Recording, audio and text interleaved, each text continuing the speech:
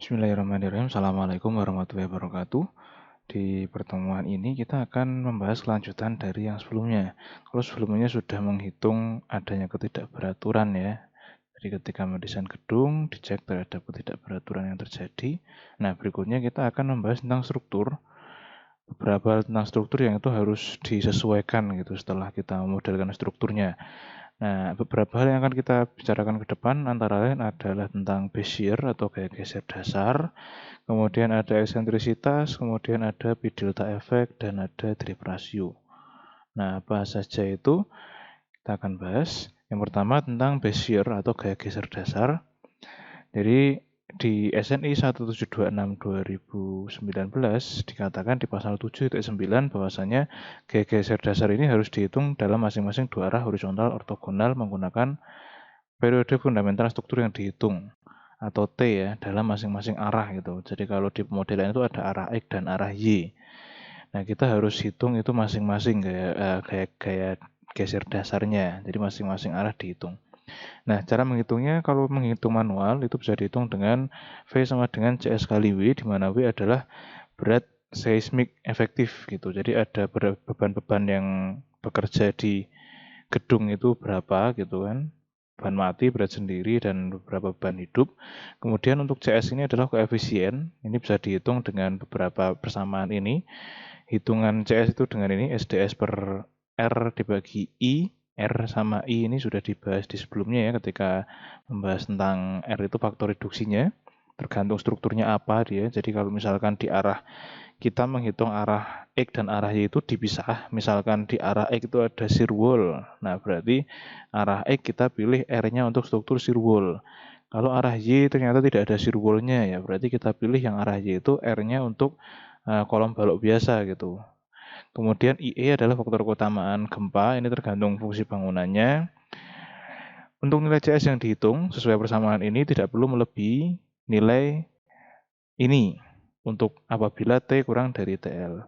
Apabila T lebih dari TL, pakai ini gitu, tidak boleh kurang dari ini. Jadi tinggal diikuti saja alurnya yang diberikan oleh SNI ya. Seperti itu.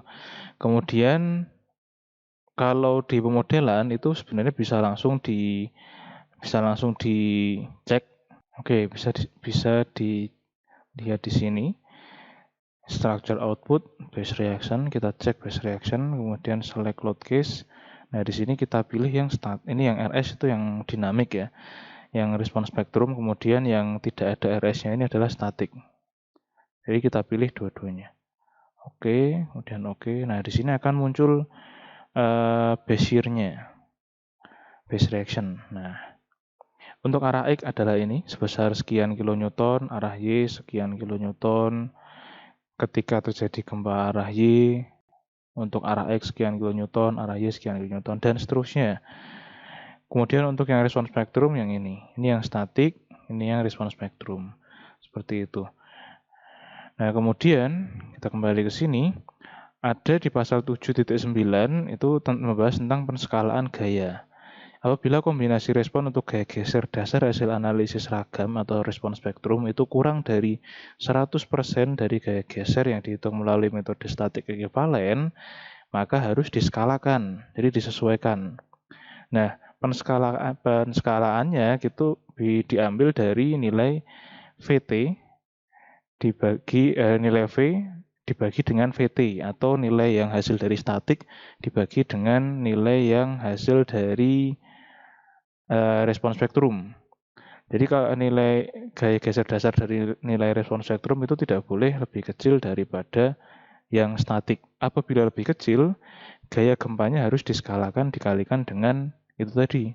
Itu berapa kalinya gitu. Misalkan ini yang statiknya itu 10, yang statiknya itu 10, kemudian yang dinamiknya itu 9, nah itu berarti harus diskalakan dengan 10 dibagi 9, berarti kan ketemu 1, sekian.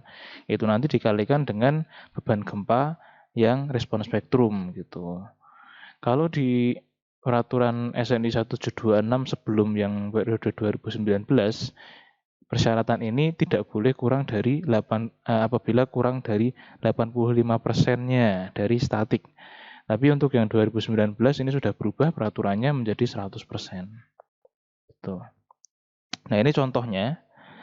Jadi untuk yang dari statik yang ini yang dari response spectrum. Di sini diperoleh 120 ya arah X.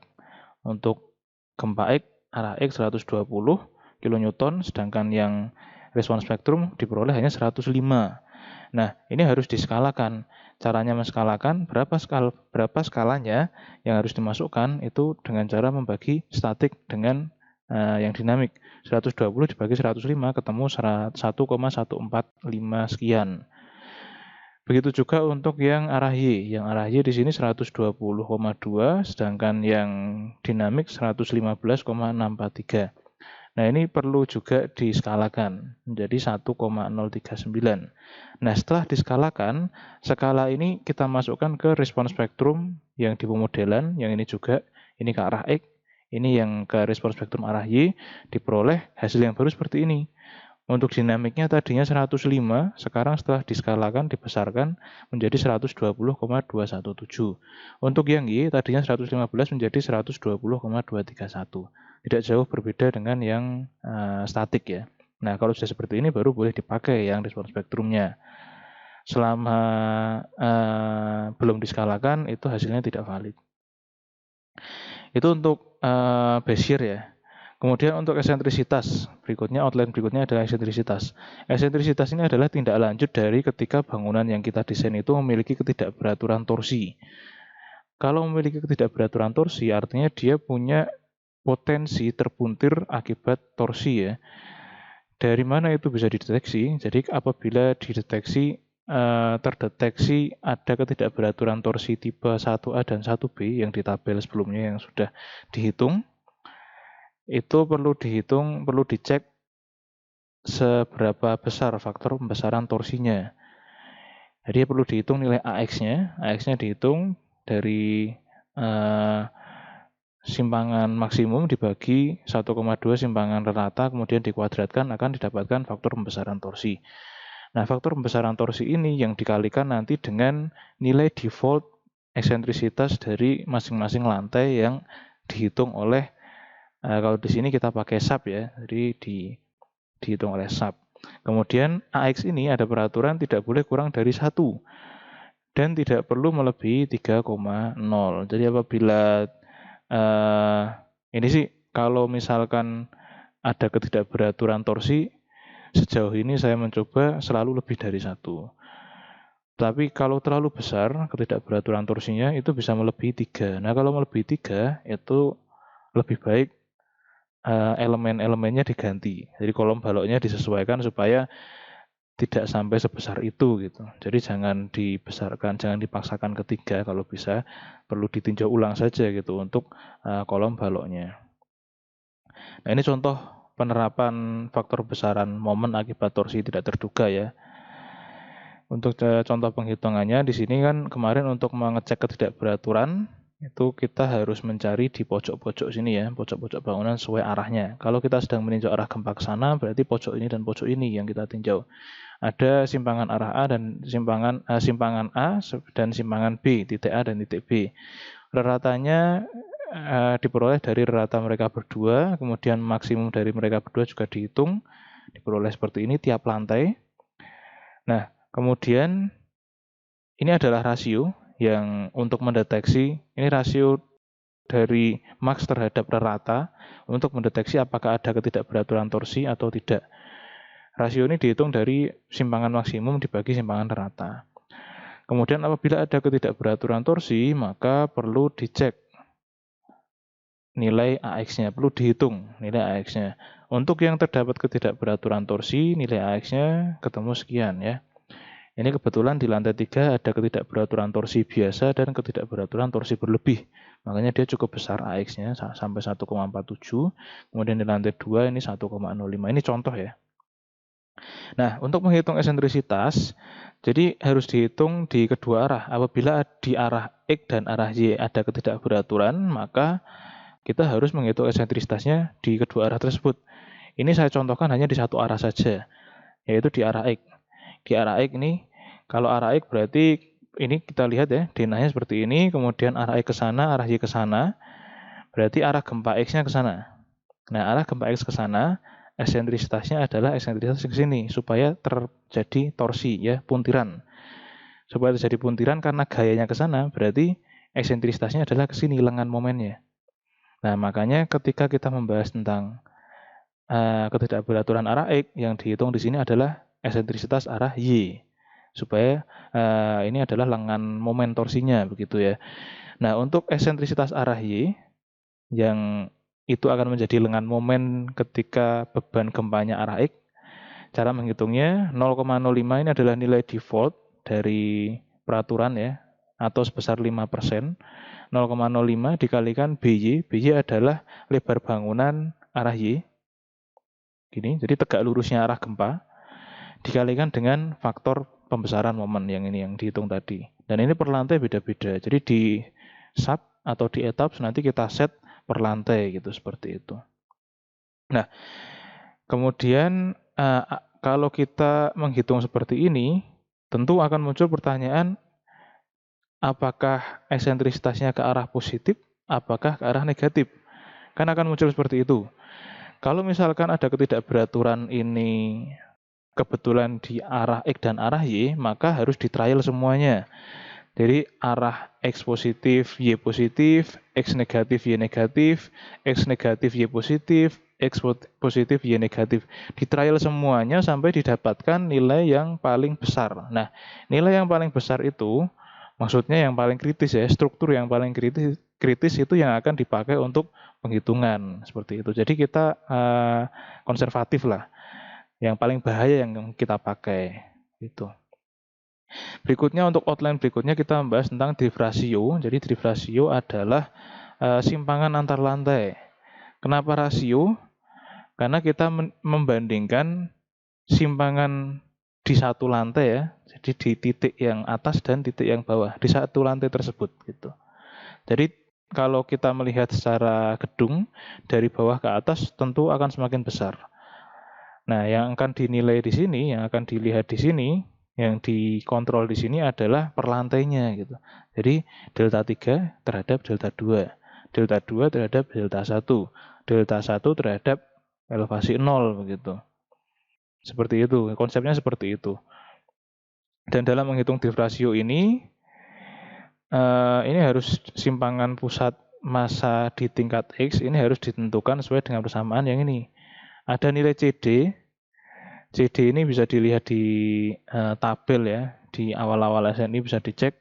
Kemudian lendutan atau simpangan XE, simpangan di tingkat X yang disyaratkan pada pasal ini dari analisis elastik gitu.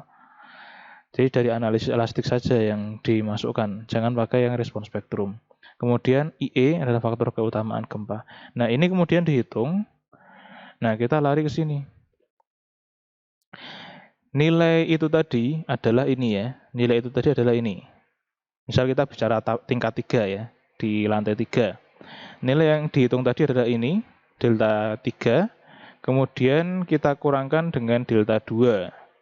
Nah, berikutnya kita kalikan CD dibagi IE.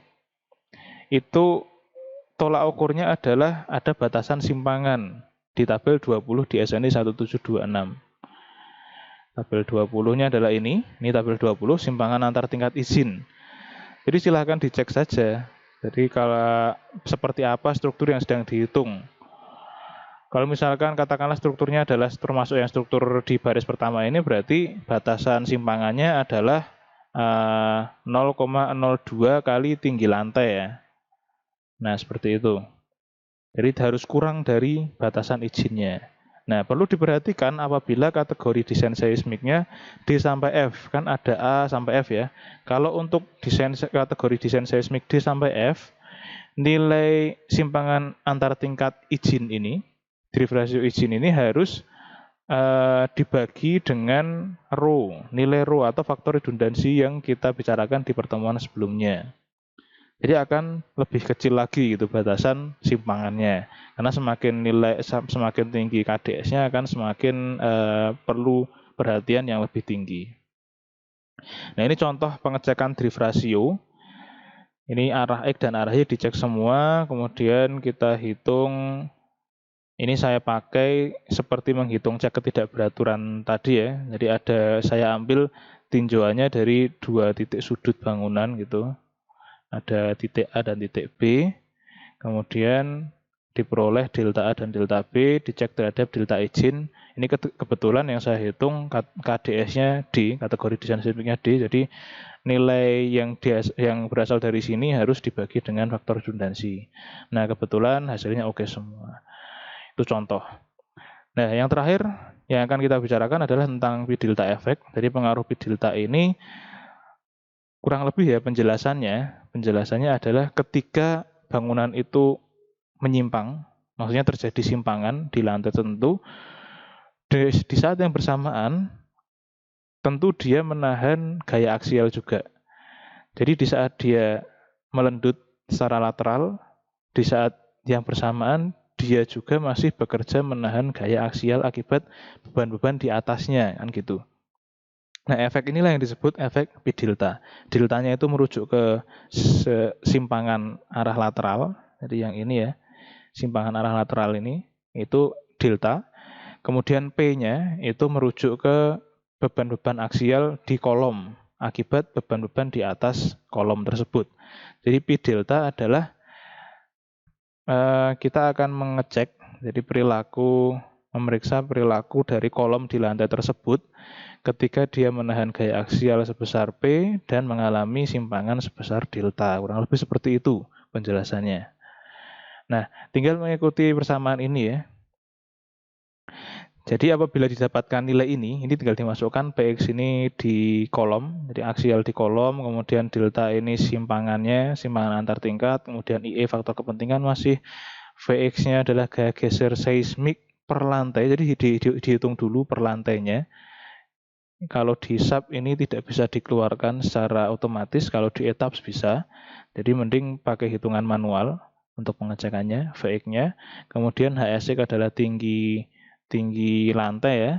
Kemudian ada CD juga di sini. Jadi tinggal masukkan angkanya, kemudian nanti akan ketemu koefisien stabilitasnya.